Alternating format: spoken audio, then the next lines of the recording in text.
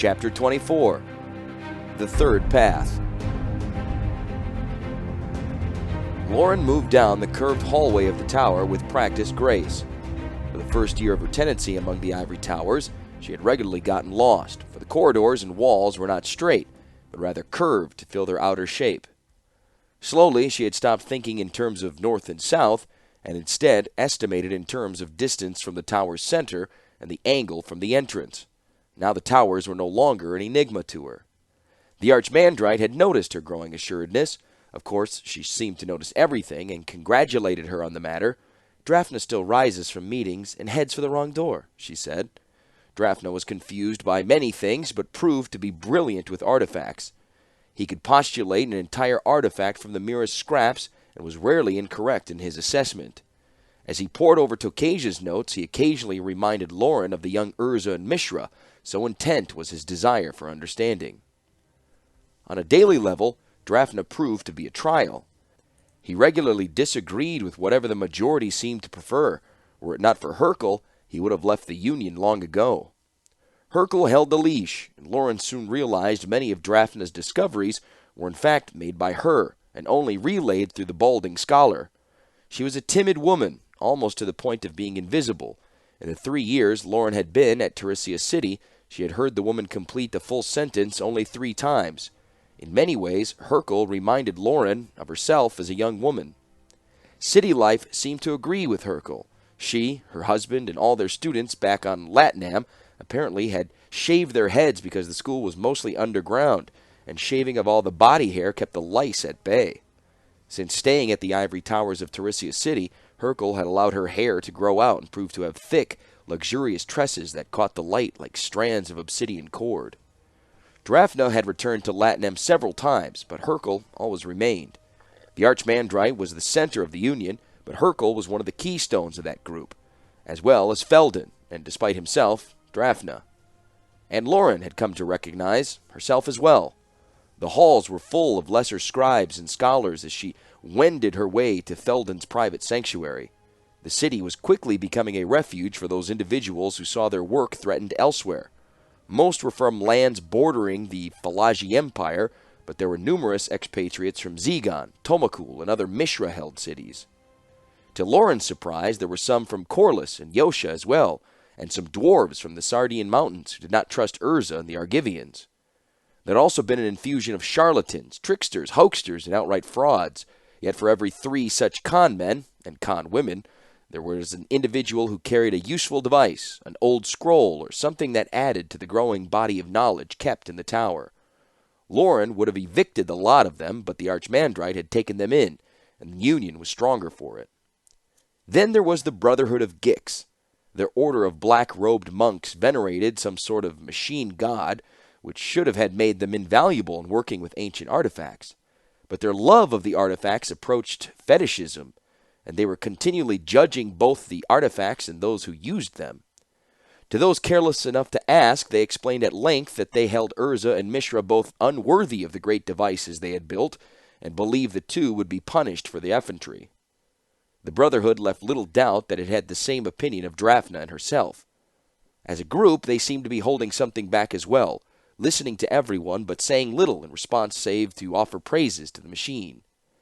Felden had brought back with him some seers from Sarinth, and shamans and witch priests from the Yamak nations of the mountainous northern coast.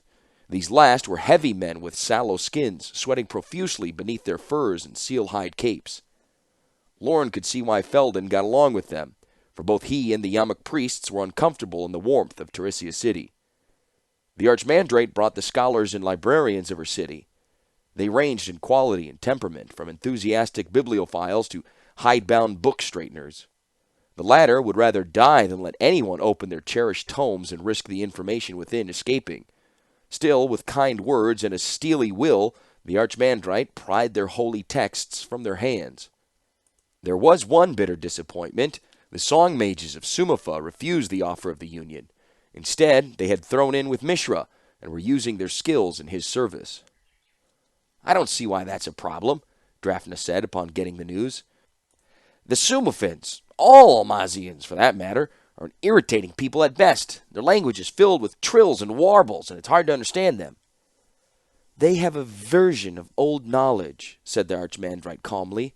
Their songs carry some sort of power which allows them to calm and to some degree control savage beasts. Holcomb, snorted Drafna. Perhaps, responded Lauren, but there might be truth behind their claims, some natural effect we are missing. There might be something we can learn from. If there is anything at the core of their teachings, said Drafna, it is wrapped under so much forelore and mummery that it's generally useless to us, like that machine god of the Gixians. Now that's a bad lot. Creepy fanatics with delusions of mechanical utopia. They're just not all here. The scholar tapped his bald pate repeatedly for emphasis. Felden usually started frowning the moment Drafna opened his mouth. Now he slapped the table with an open hand. Don't dismiss the song mages out of hand. Just because we don't understand a phenomenon doesn't mean it doesn't exist. Drafna turned frosty. I find it hard to believe that music truly calms the savage beast, that's all. I find it hard to believe in men flying in Thran artifacts, snapped Felden, or in mechanical dragons for that matter. But we live in a world where they exist, and I, for one, want to be prepared for them.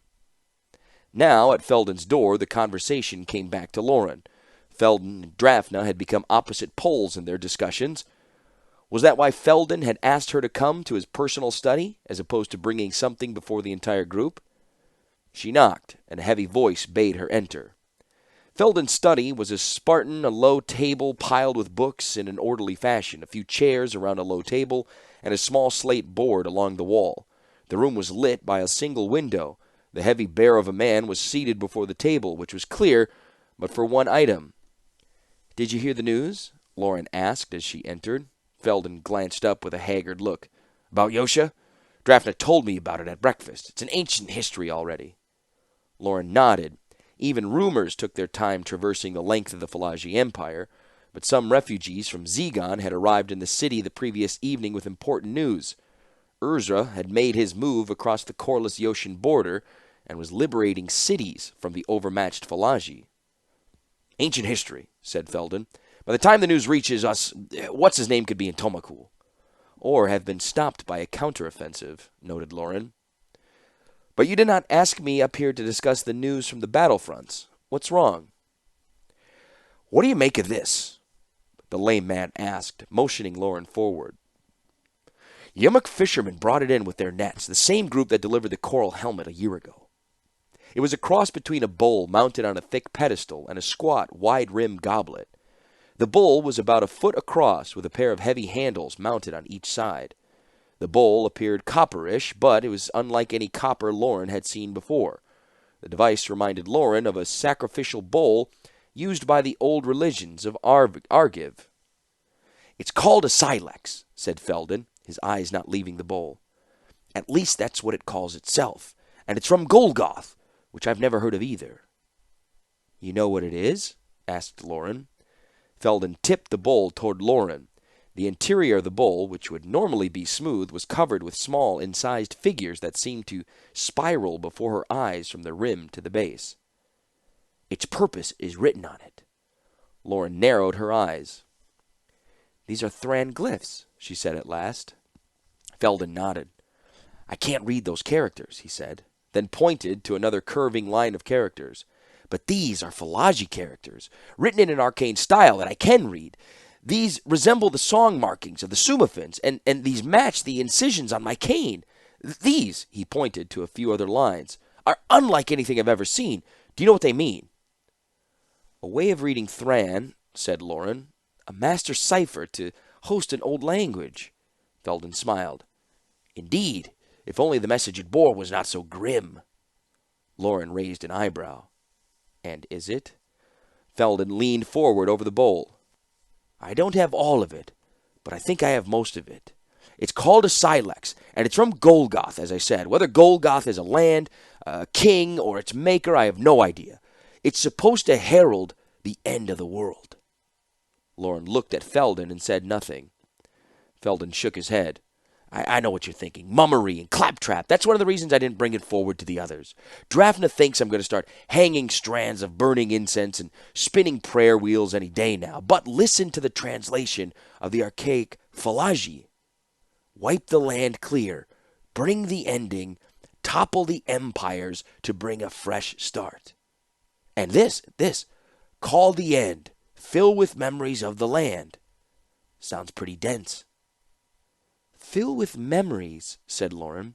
Sounds like something out of a charlatan's patter, old magics that require the whisper of a dying sun and the smile of a cat. And wasn't there an old Falaji legend of a city in a bottle which survived when the rest of the world was to be destroyed? Felden looked up. You don't believe it, then? Lauren shook her head. I think this is a wondrous find which will unlock many other mysteries for us. Perhaps it carries some warning of an ancient time, but no, I don't believe it. Touch it, said Felden, leaning away from the bowl. Go ahead, touch it. Lauren reached out and grasped the side of the bowl. There was an instant feeling of disquiet, as if the sun had suddenly passed behind a cloud, leaving her in shadow. She looked up, and the entire room seemed to have dimmed. Out of that dimness, she thought she heard a cry, the plaintive lament of a young child, though so faint it was almost below her ability to discern. She released the bowl's edge, and the world returned to normal. The sun passed from behind the cloud, and the child's cry was gone entirely. You felt it, too, said Felden. Lauren nodded and sat down opposite Felden, the silax between them. There is something here. Something we don't understand yet. Is it a warning? Or a weapon? But what does it mean? Asked Lauren. Fill with memories? Has Hercule taught you any of her meditative techniques? Inquired Felden. She taught the Archimandrite, who passed a bit on to me, said Lauren. But there are a number of meditative techniques used by scholars to focus attention and concentrate, ranging from the songsmiths of Sumifa to... Felden interrupted her with a hasty wave of the hand. But Hercule, our silent compatriot, what of her meditations? The Archimandrite says she sits in the morning and thinks of her home in Latinum, of the azure-colored waves, white with froth, suspended over the shore before crashing down. I think it calms her to think of home, said Lauren. While it is fresh in her mind, it keeps her from needing the return to her island. Anything else? Asked Felden. Lauren shrugged. There might have been some interesting incidents, she said. The Archimandrite mentions that after her meditating sessions, Hercule's quarters become neater. The books are shelved in their proper order, and her styli are back in their case. No one remembers putting them away, of course. You believe that? Said the bear of a man gruffly. I think we need to research the matter further, returned Lauren. If it were anyone else but Hercule, Draphna would be shouting from the parapets that it was all bunk and hokum. Yes, nodded Felden. But have you tried the techniques? Have you thought about your homeland? Lauren shrugged again. I don't really want to think about Argiv at the moment or what is happening there. Yes, I suppose so, said the bear scholar. I'm going to have to learn that technique, I suppose. Sound like it might be akin to filling something with memories of the land. Lauren did not answer, but looked at the bowl. She reached out for a moment, but did not touch it again. Felden said, If it is a weapon, it is one the brothers could use? Lauren shook her head. I don't think so. There's no mechanism here, no set of weights and cables, no obvious source of its power. All there is a warning and the bad feeling that surrounds it. Felden nodded. I agree. And yet, why do I feel so loath and to tell the others about it? Lauren concurred with the feeling.